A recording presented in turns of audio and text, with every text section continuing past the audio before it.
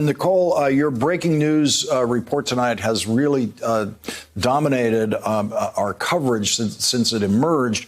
And I want to know, how long have you been working on this story, and how did you get at this information? So we had a pretty big story about the state of the election, threats to the election last week. And we spent months putting that story together. But at the time that we printed it last week, there really wasn't any concrete evidence that there was a clear breach or attack along the lines of what we saw in 2016. As we were just about to go to print, I called up one of my sources at Area 1, which is a Silicon Valley company, and I just wanted to do some fact checking on the article. And he said, you know what, I think we're looking at something pretty big.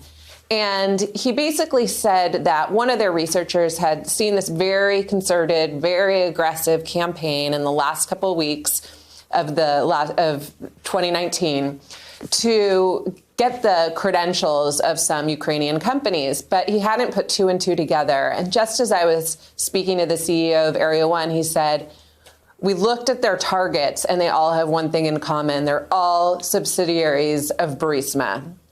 So over the weekend, we kept in touch, and as they did more forensic work, they determined that actually they had successfully phished these 5 or so Burisma subsidiaries.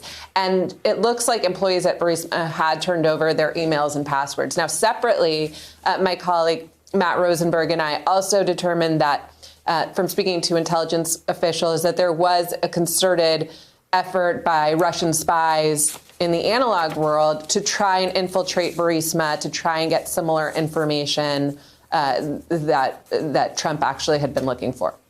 Do your sources indicate that this is the kind of attack, and you describe it as really as a bombardment by the Russian attackers into this cyber environment in Ukraine, but is this the kind of attack that the American government would know about?